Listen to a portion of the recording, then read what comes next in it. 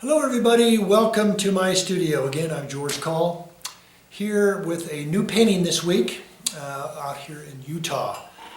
So, this painting this week has a lot to do with shadow and light.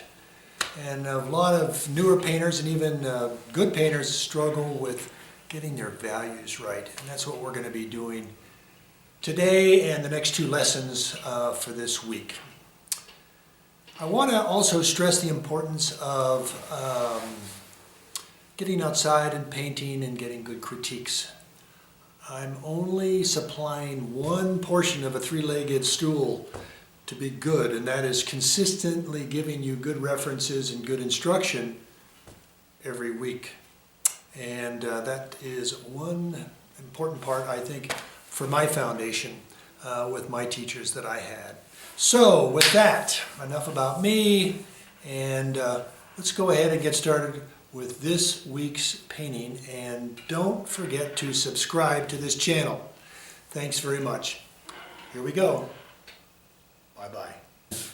Good morning, everybody, and welcome to part 2 of Capital Reef Utah. And yesterday was block-in, which means we did a rough drawing of where things should be. And then we covered the whole canvas with paint, with our best shot at values. And today what I want to do, since this is part 2 of a 3-part series, is balance things out. Like my sky's a little dull, of course my colors in the cliff are dull. But basically the important thing we did yesterday in part 1 is to make this dark in shadow and this light up here. And I think we were successful in doing that. So today is more refinement. For those of you who have never tuned into any of my videos before or classes, you can find my colors, my palette, my materials, and have a little instructional video. You can find that on my website, georgecollgreatart.com. And also, if you like this video, please subscribe. So I would appreciate that very, very much. So this should take about 35 minutes, and we're going to try our very best to balance this out more and more. So if there's any drawing errors, this might be a good time to deal with that. So I noticed, and I was suspicious of it yesterday, I think my barn's a little too long, and I'm going to chop that down a little bit more and reduce the size of that. But I think the way I'm going to start today is start from the top and move down. So I'm going to probably use this bigger paintbrush here, this number 10, and work on the sky to get started. So what we were looking for yesterday is to get some Sevres blue for the top. If you don't have Sevres blue, which I didn't have yesterday, I just use some cobalt and some ultramarine. But I want to jazz it up a little bit, so since I don't have my no-brainer Sevres, I'm going to experiment with some phthalo blue greenish Rembrandt color, and the other one is ultramarine violet. In actuality, I've always found them to be pretty close. So here's the violet, here's the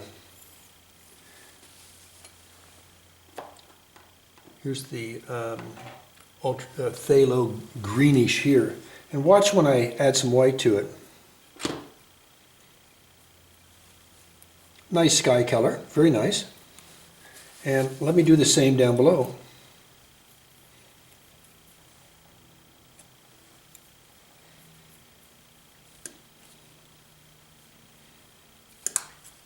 Very subtle difference. Very little difference. So I'm going to load up my brush and get to getting some blue on the top of the sky. Ooh, that's a pretty color.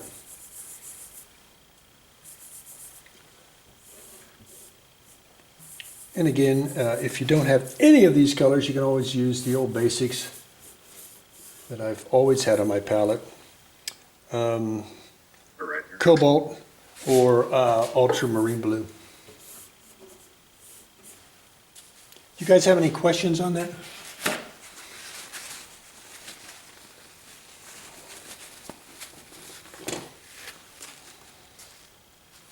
And since we're playing around and experimenting with new colors in the sky, let's go ahead and take a look at Radiant Turquoise. This is a Gamblin product. And try that out for below. Now one thing we can do is do two things. One is add more white to this color and bring it down. Or we can try this Radiant Turquoise.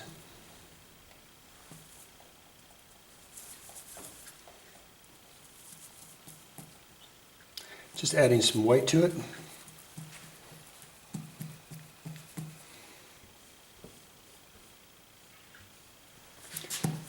And I'm going to spend some time carving these rocks just a little bit.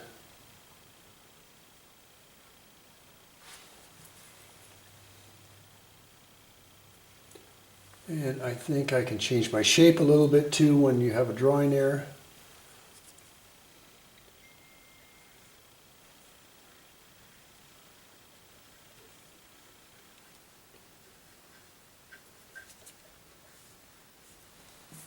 And I'm more or less tracing the tops of these rocks.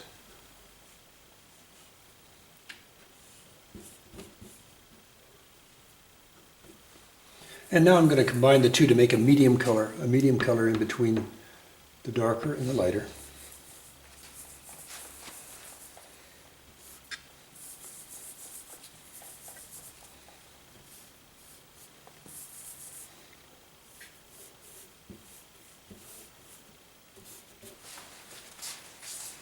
And I'm going to dry my brush like this. Gosh, I hope I have enough paper towels to finish this painting today. And I'm going to balance these out a little bit.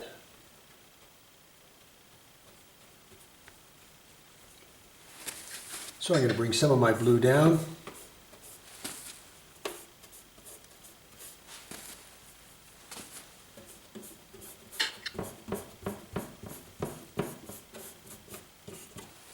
And then again, I'm going to load up and bring some of my lighter colors up.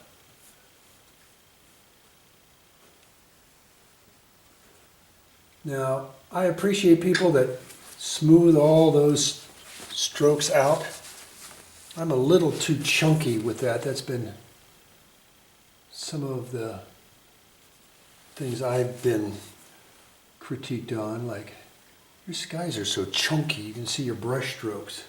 Skies are supposed to be soft. Well, I think it depends on your personal taste. I'm a little bit more on the chunky side. And I'm going to add just a little bit stronger stuff up on top because it's Utah. They have great skies when they're not getting California smoke, which I experienced a couple days of when I was out there last month. Oh, Jan, I had my hearing with the county commissioners yesterday, and they approved my rezoning for my Airbnb.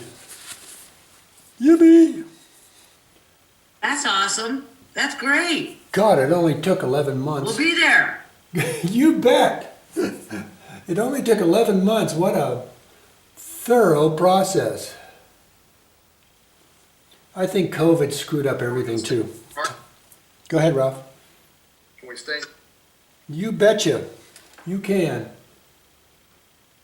But Visitors don't know what they're in for, George.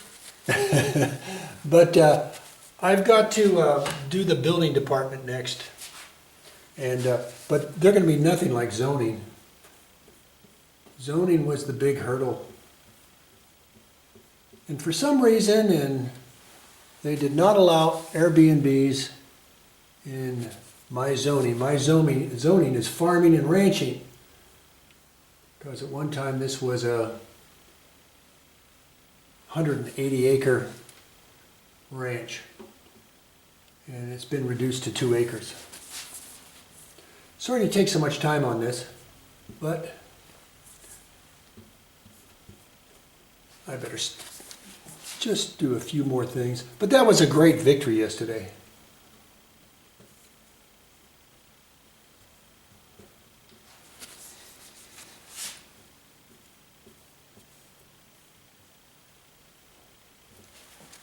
Okay, that looks a lot better than where we started.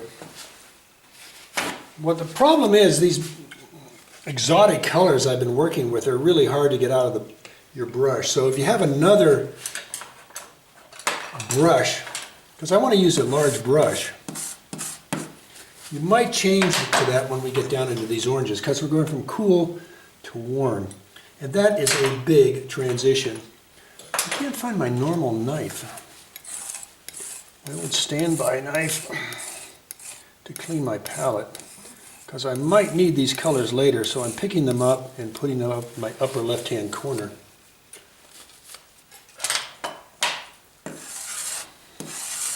And I used up a lot of white during that exercise of putting the sky in, so I've got to squeeze out some more white. And that's what I'm doing now. I always keep my white handy because I use it so much.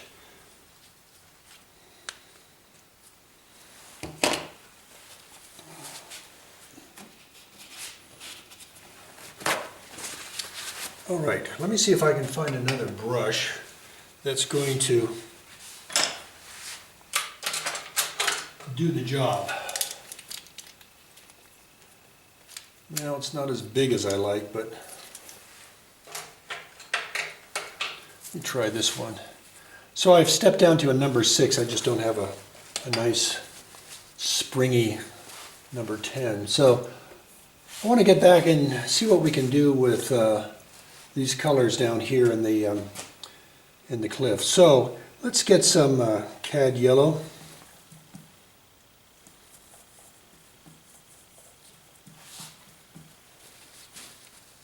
I'm going to also get some orange,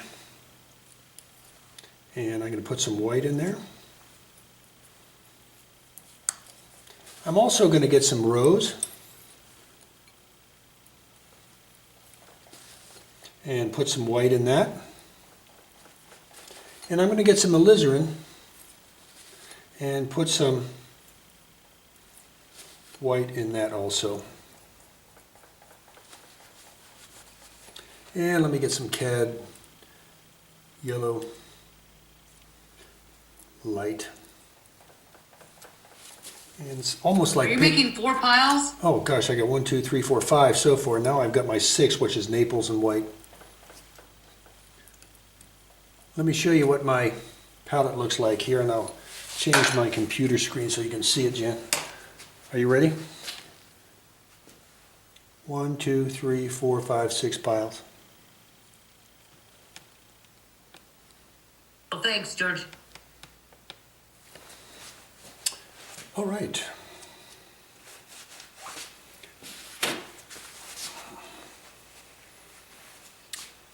So let's put in a layer of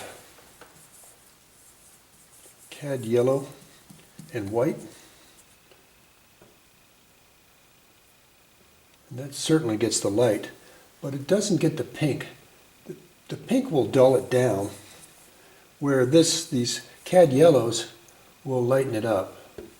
So I'm going to put some of these cad yellows in to get the light.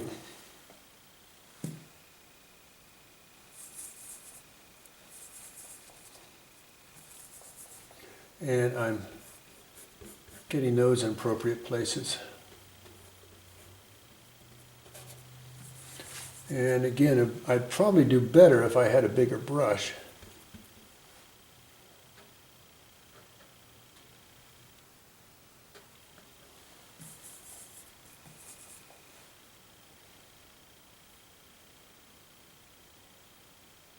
And let's see, there's a light that comes down in here.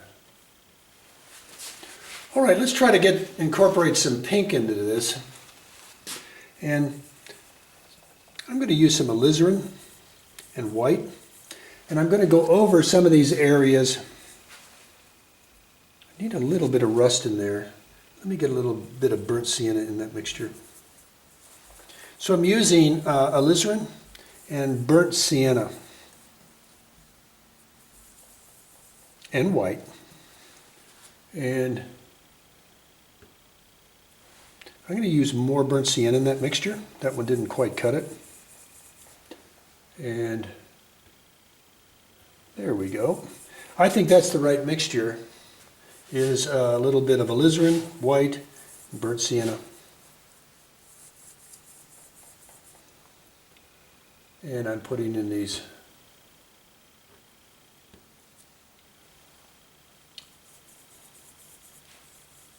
kind of a Those serve your midtones, George? yeah, kind of a brownish pink red. I mean, alizarin and white and burnt sienna. I just think it's really doing the job here, Jan. Now, I don't want to cover up all those nice lights I have, but by looking at the reference, you can kind of get a sense of where some of these things are. And if you need more red, add a little bit more red to the mixture, alizarin. If you need a little bit more brown, add a little bit more brown to the mixture. Because I see it kind of duller on this side and brighter on this side.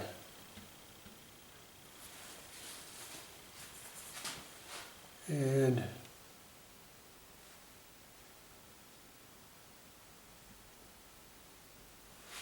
see what we can do here.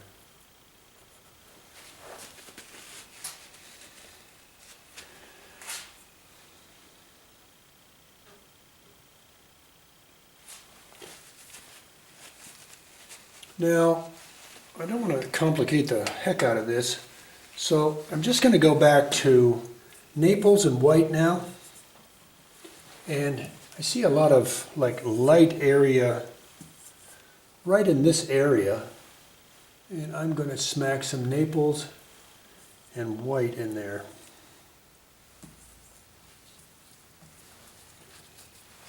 And put that in.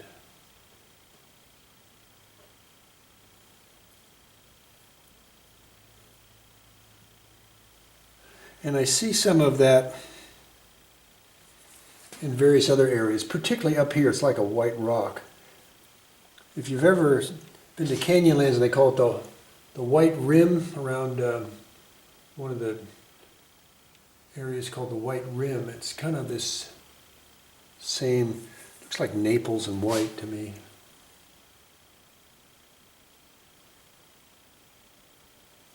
So I see some of it up on top. And then maybe just get a lot of white in that mixture and get some of those really light streaks right in a few areas.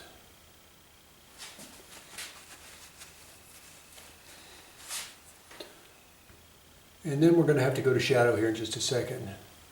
Now you can play around with these tones all day, but I can't have the luxury of doing that here with you all right now because of our time. But those, I think, are your combinations. These reds and oranges and a little bit of burnt sienna, I think, will do the trick for you. So, with that, let's make an area of mixture for our shadow. I think I'm going to move that over here in my lower left palette. And I'm going to get some ultra blue.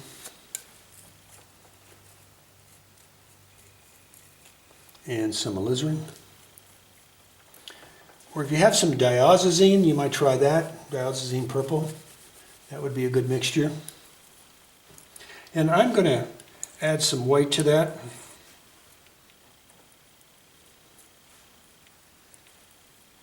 And I'm too much on the blue side, so I'm going to add some of my red.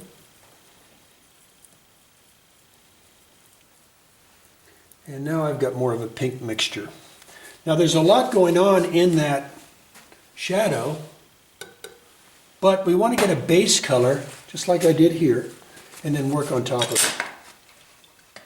Since I'm going back to cools, I'm going to get back to That my combination again, George? ultra blue, alizarin, white, and or if you have diazazine, you can use that.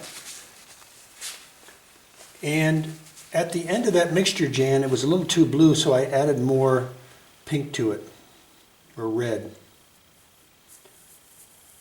So I'm going back to my brush that I had all that cool color on, and I'm going to try some of that in here.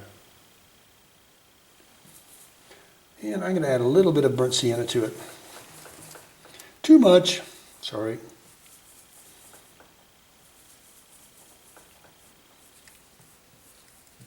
And I added some burnt sienna, and there you go. That's a nice rust color in there. Added a little bit of rust.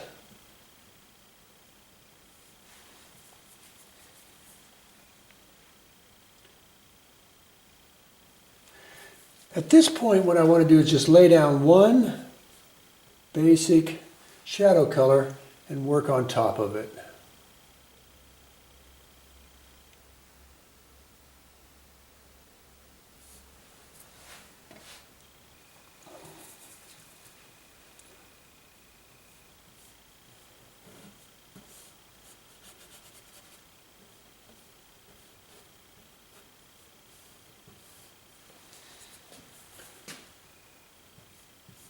And I want to find out where my shadows are, like up in here that I didn't draw very well, and I'm putting those in now.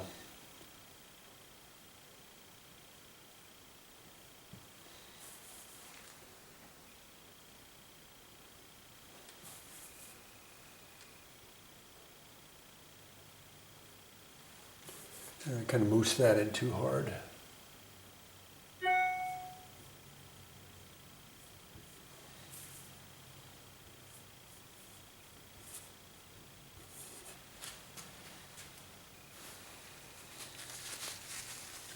All right, now we want to add some lightning in there. So we still have some of these mixtures here on my palette. So I'm going to go in there and add a little green to one of these mixtures.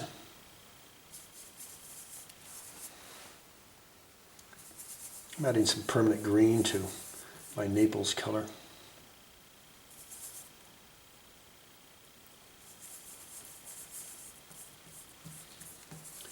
And now I'm going to go to my mixture, my dark mixture, and add that greenish mixture I just made. And see what I can do about, see the streaks of a lighter color going through there? That's what I'm putting in now.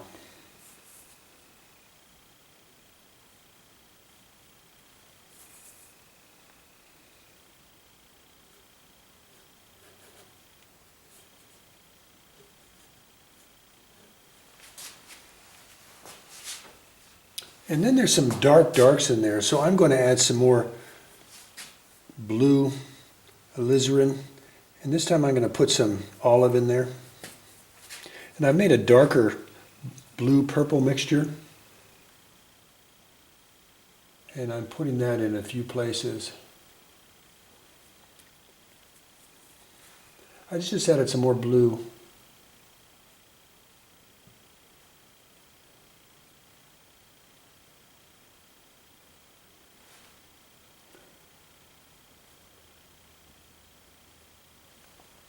And it adds more personality to these basic shadows. But if I do it all one color, it's not gonna work so well. And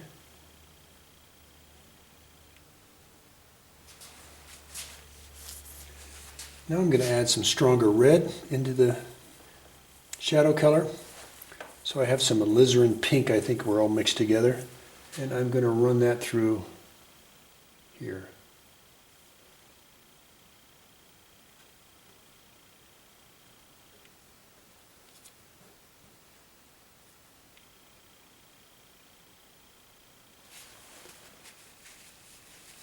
I think that'll do for now.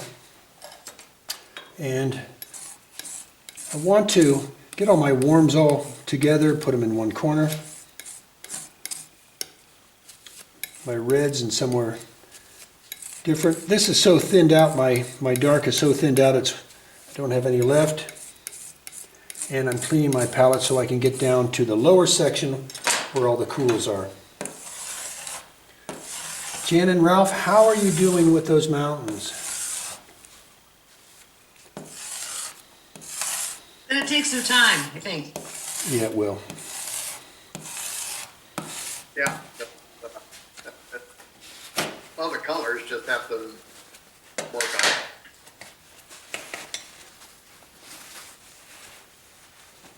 I'm going to step back while I'm looking at this so far. And what I think, if I come back and work on this, I'm going to get some of these darks, like right here, a little bit darker, here and here in a few places. I like what's going on here in the light, but you can spend a lot of time in there. But I think we've got a good starting basis right there. Okay, so let's work down next to, and just keep working down.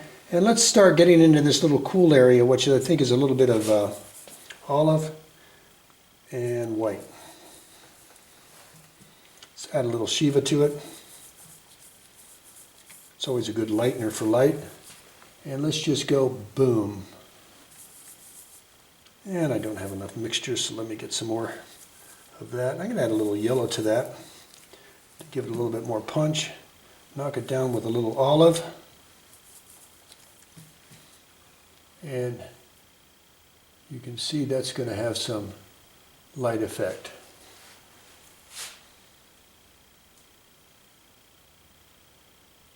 And as you go more this way, which would be east, it gets more red. So that shale that comes off these cliffs has to be darker than these cliffs. And I'll work on that shortly. I'm going to just make the top of the roof lighter. And I'm going to shorten the roof again. And I'll figure out the rest here in a little bit. And I'm going to bring in some of these lights below these trees. Some sky holes in the trees. And I think the light horizon comes in about right here at the barn. And I'll do that.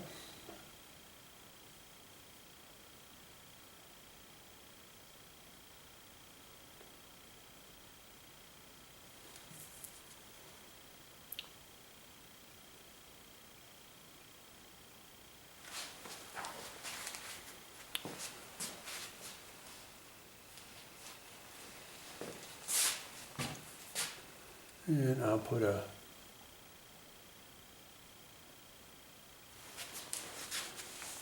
few dividing lines there. I kind of outlined the barn just a little bit more.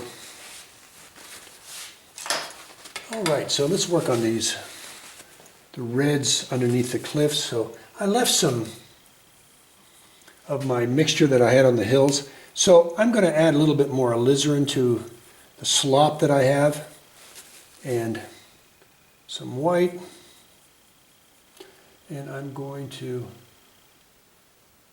put some of that in.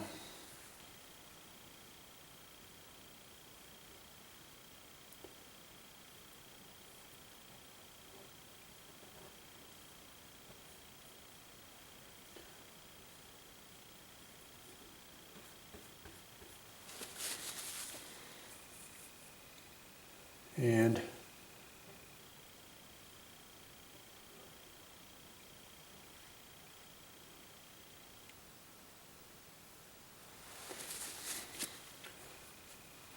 think I'm missing some hills over here, so I'll do that.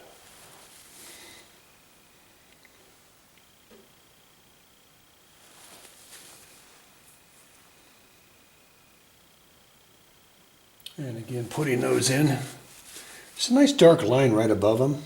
So I'm going to do some burnt sienna blue, turquoise, and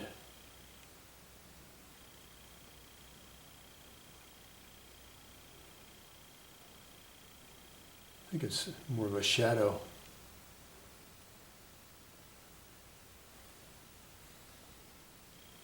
Probably too dark, but that'll work for now.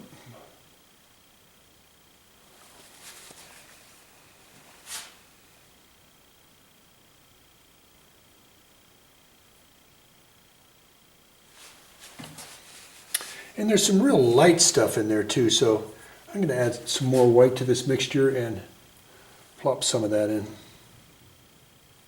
with a little Naples.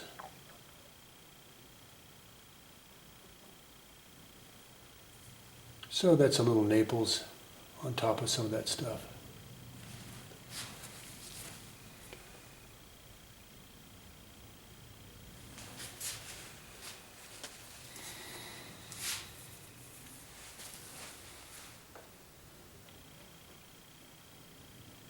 Just lightening that strong line I had and not making it quite so dark. Sorry if I have my chin in the background camera. And in some places I'm just going to lose that line, like right here and here.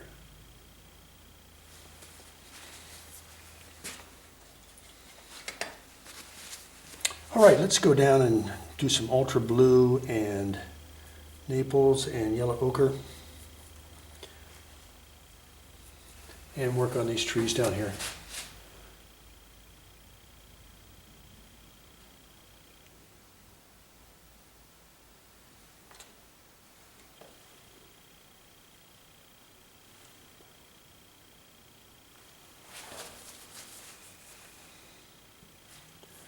And shape them up a little bit.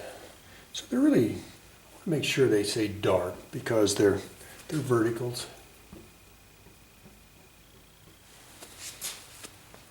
And again, I made a nice dark mixture of mostly blue, a little bit of olive, a little bit of yellow ochre.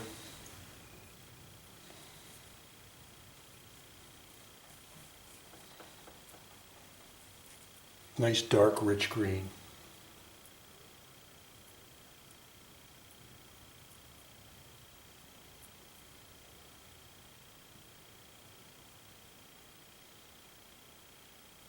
And you see I can just bring some of these trees up and still show the edge of where that barn's supposed to be ending. Which helps the viewer say, oh yeah, there's a shape there, that must be a man-made structure. What I'm doing, I think, in impressionistic painting is give some sort of indications of what's there and let the viewer's eye complete the rest.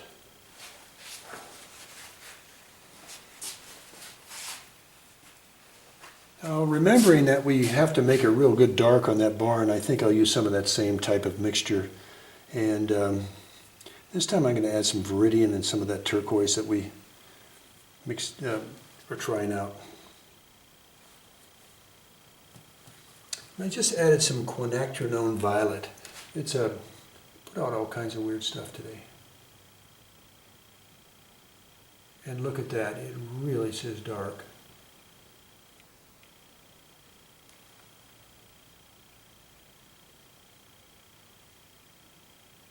And that's going to look like a structure.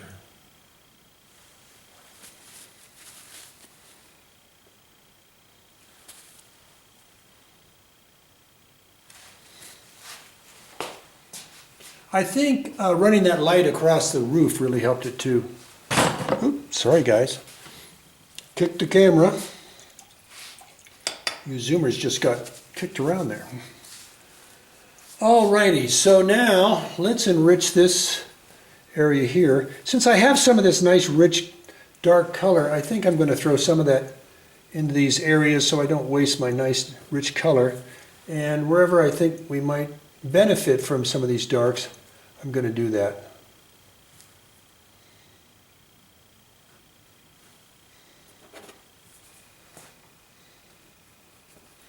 And you see, how do you make a decision to do that? Well, I kind of look at the reference and search for dark areas and try not to cover up my lighter areas in this meadow. So these are horizontals, these are verticals. So the verticals are going to be the darker of the values. About time I start thinking about this fence again. And this, I'm running out of product. Let me see if I can get some more dark in here.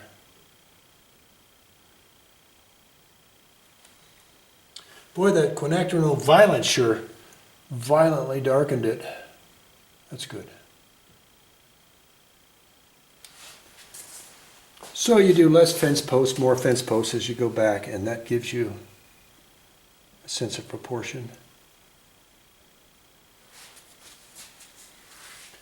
Now, doing the horizontals on fence posts has screwed up a lot of good paintings. So what you might think about instead of going with your brush is be very delicate. So let's try two ways. We're going to try one with a sharp brush.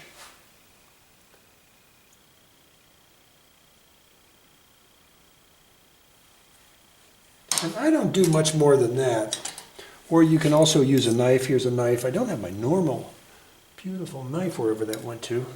And you can go, well, with the edge of a knife, which was a bad example. But that's where that would be. With the few minutes I have left, I want to try to get in here and enrich this mixture up in here.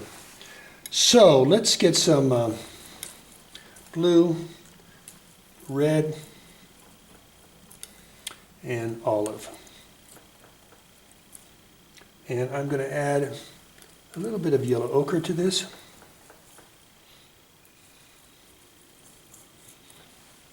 And I'm going to go back to getting some blue into it.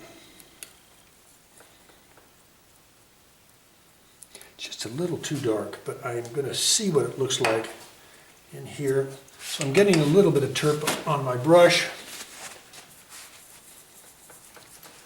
And I may have to gray that down. There we go. Boy, that sure lightened it up too much, just that little bit of gray. And let's see what this does. Ooh. I'd like it to be a little darker, but that definitely keeps it in the neighborhood. Oh, that's pretty.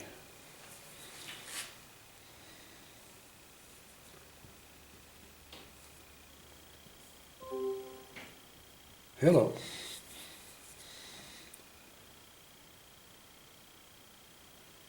And oh, that looks nice.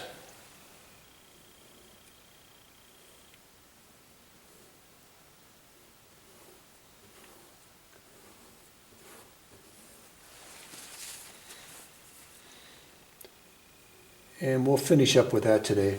Well, listen, I'm running out of time, so what I have left on my palette I'll put on my meadow, and then we can get back to doing all our finish up work tomorrow. But boy, what great progress we have made today, and it really has, I mean, we've kept our darks dark. We've got this bang of these worms coming up, only as you can find in places like Utah. And we have these nice subtle darks in the foreground. So again, thank you so much, YouTubers, for coming by. And I want to remind you to subscribe, be part of that, or if you'd like to be a student, you know, give me a line or a text or an email, and I can start working with you on critiques. But the important thing is that you continue to paint, get outside and paint, and get critiques. And of course, come here every week, and you'll continually get these good references, and watch me instruct you step by step on how to apply that paint to this canvas. Thanks again, and see you tomorrow.